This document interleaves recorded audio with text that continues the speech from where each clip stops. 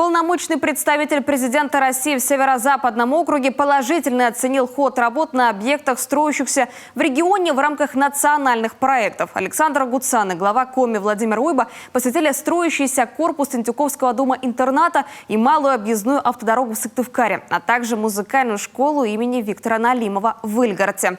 Ольга Коняева расскажет подробнее. Здравствуйте. Добрый день. Добрый день. Ну, показывайте. Республиканский Тентюковский дом-интернат для престарелых и инвалидов. Второй корпус. На этот объект полномочный представитель президента в СЗФО уже приезжал в апреле. Тогда осмотр занял немного времени, только первый этаж. Сегодня есть что оценить. Здание под крышу, идет внутренняя отделка и даже благоустройство. А потому срок сдачи август следующего года вполне может измениться. Общая строительная готовность больше 37%. Ведутся внутренние работы, отделочные по инженерным сетям, вентиляция, слаботочные системы.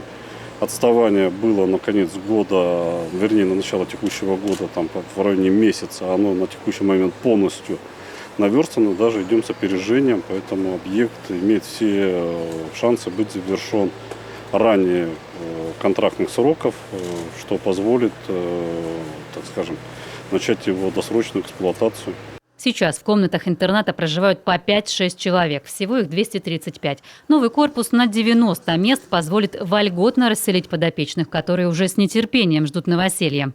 Наша задача, чтобы разукрупнить действующий корпус, теплая галерея, которая будет соединять два корпуса, позволит весь спектр социальных услуг и медицинских услуг, которые дополнительно будут здесь организованы, получать всем нашим жителям интерната.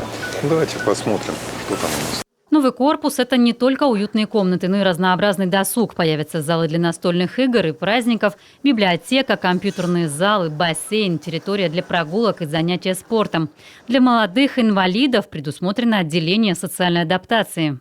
Здесь будет оборудована уже комната социальной адаптации. Кухня, там элементарные какие-то вещи, которые бытовые навыки, они должны сами здесь приобретать, чтобы дальше уже самостоятельно жить, работать, трудиться. Финансирование нового корпуса – 648 миллионов. Параллельно идут работы по расширению Кунипского интерната в Сысольском районе. Оба объекта строят в рамках национального проекта «Демография». Всего в республиканских интернатах проживают больше 3000 человек. Пожилые и люди с инвалидностью. Очередности нет уже несколько лет. Сейчас новая задача – создать комфортные условия там, где проживают в тесноте или недостаточно современная материально-техническая база. Улучшится медицинская база.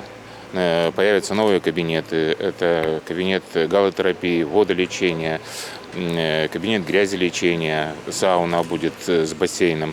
Поэтому мы практически сможем оздоравливать наших пациентов непосредственно на нашей базе, не отправляя за пределы интерната куда-то для получения санаторно-курортного лечения.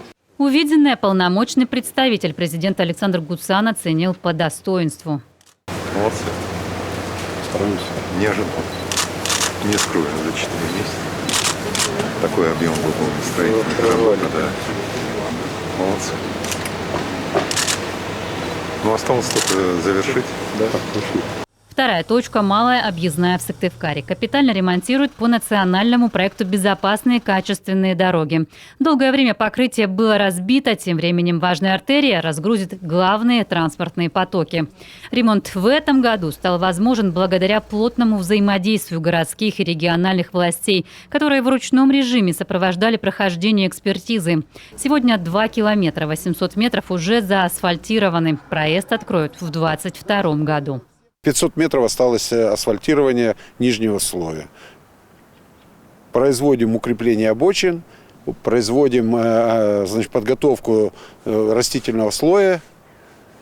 Остальные работы, в принципе, все выполнены. И останется у нас только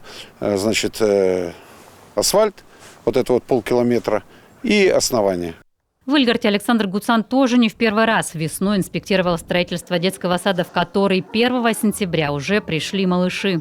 Сегодня оценил ход работ в детской музыкальной школе имени мастера народных инструментов Семена Ивановича Налимова.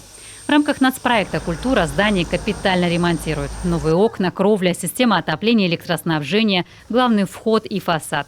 Это одно из сильнейших образовательных учреждений своего профиля в регионе. Не 100 музыкантов-профессионалов постигала здесь азы искусства. Учеба юным талантам теперь будет доставлять еще больше удовольствия в тепле и комфорте. Ольга Коняева, Евгений Стокос, Дмитрий Ведерников, Олег Юшков, телеканал Юрган.